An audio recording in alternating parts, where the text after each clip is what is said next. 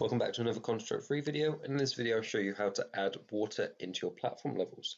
So currently I've got two big gaps that are a little bit empty in my game that I want to fill in with some water.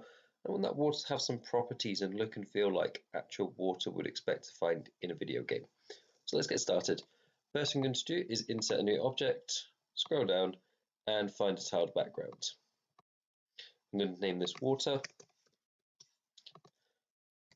And all I'm going to do is fill this in with a colour blue because we're going to use an effect to change the look of this water for us, so we don't really need to worry about having a pattern or a texture for this, at least at this stage.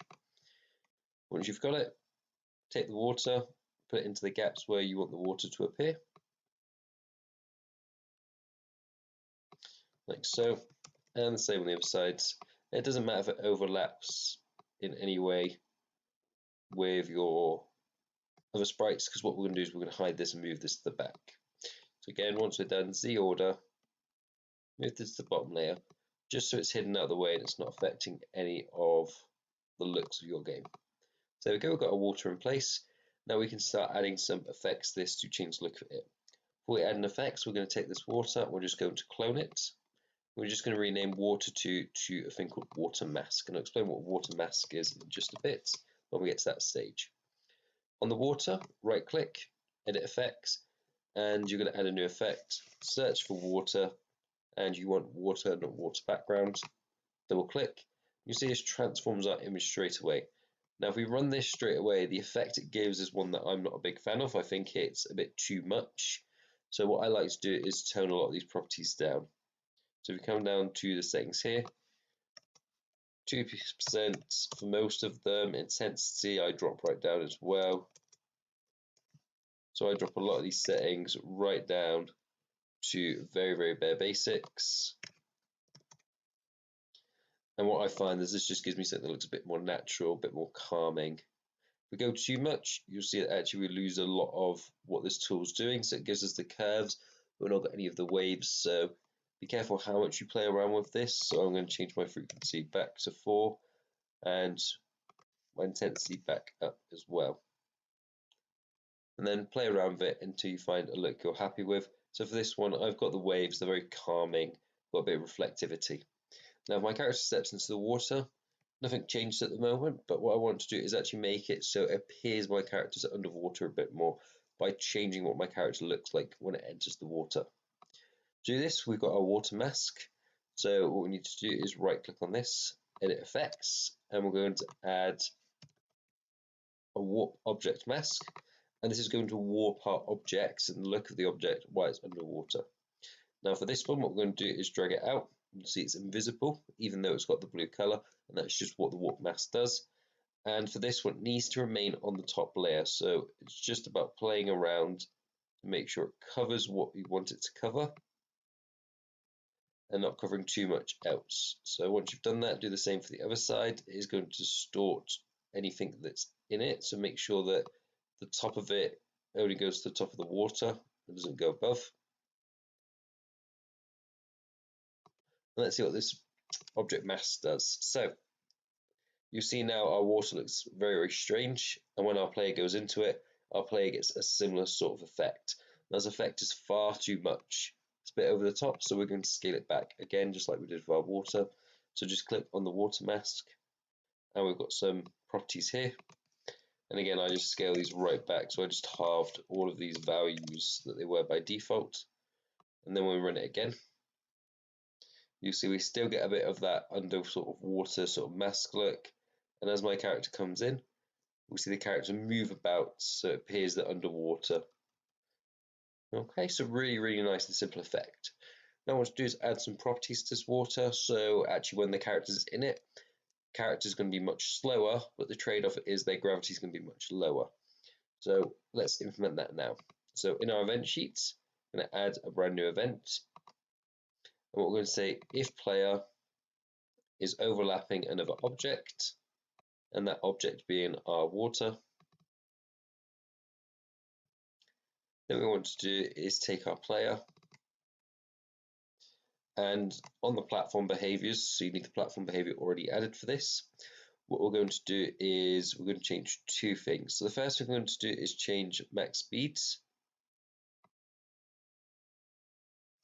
So mine starts at 350, which is the default platform one. I'm going to put this down. Let's put this down to 150. Let's make it really slow, just so we can see that effect come through. Second thing I'm going to do is I'm going to do player, and I'm going to set gravity. By default, this is 1500, so I'm going to halve this to 750. Again, so we can really see the effect. So you might want to play around these a bit more. Then what we're going to do is click on this whole condition, and what we're going to do is add and add else. What else does is, if this is not true, it's going to run different code for us. And what we want to do is take these two values, copy and paste them, and then change them back to the default. So I know that mine's 330 by default and 1500. But if you want to find out yours, just click on your player, and these are your default values that you've set up. Good, let's test this and make sure it's working. So here's my rough movement speed. If I just go back and forth, you can get an idea of how fast my player is. And then once we go into the water, see really, really slow compared to before. We can bounce out the water. Now it takes one jump for me to hit this bit of grass here, and two jumps will just about get me over to the top of that. So if I go right down to the bottom of this water now, you'll see one jump takes me to the same point, two jumps takes me out of it. So big, big difference from how much I'm able to jump here compared to jumping here. Okay, and you'll notice the moment that I step out the water, my jump's not as high because the gravity effect's applied straight away as soon as I leave the water, which means I can't do any really crazy stuff with this. So that's how you set up water inside of Construct. Now it's just a little bit of a bonus. I want to show you what you can do in terms of some objects. I've got two objects here. So the first object, called box sign, I'm going to scale it down. I'm going to place it just below my water slightly. Now, what this box has got on it is it's got two behaviors. It's got the sign behavior and the solid. And for the sign, what I want to do is actually make it so it's got a very long time on it, and the magnitude is really, really small, so just 10. What this does is this just moves it. So in this case, it's moving back and forth if you want it to move with the waves, or you can set it to vertical if you want it to move up and down. So you see now it's moving up and down inside the water. Or you can add a second sign behavior and do both a vertical and horizontal. That's one thing that you can do. Another one I want to show you, which is why I've got a separate event already created. This one here, I'll explain this in just a sec, is actually use the physics. So let's move this one out of the way and move it to the top. Let's take this one here. So this is a different one I've created. And this one makes use of the physics engine. So in terms of behaviors for this one, we've got solid and physics. Now, in order for this to work properly, your ground itself also has to have the physics behavior, and we also need to make sure that that's set to immovable.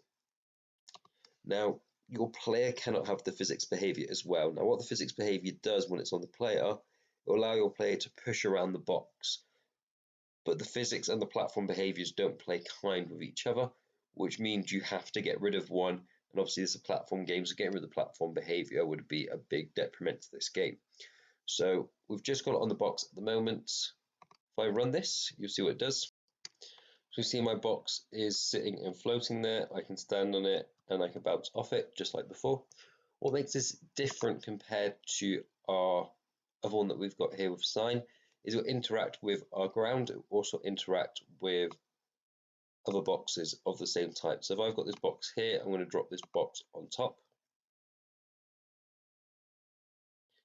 You see they float around and they get affected by any other box. They also get affected by the land. So to implement something like this is a bit more complicated, but we've got our box with the following behaviors, solid and physics. In terms of the properties, the only thing I've really changed is the linear dampening to slow it down so it doesn't go crazy too much. And you might also want to up the angular dampening. This is how quickly it rotates or how quickly to stop rotating it is.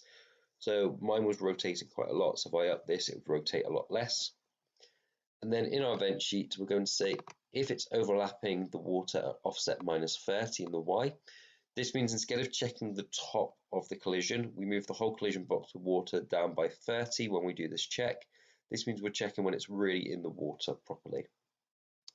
Then what we want to do is we're going to apply impulse towards position. So this is this one here.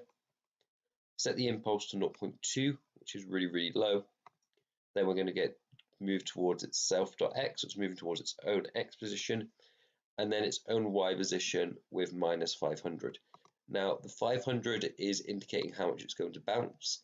The bigger this number, the less it's going to bounce. The smaller this number, it's going to bounce a lot more. If you've enjoyed today's video, please like and subscribe and follow for more great content. I'll see you in the next video.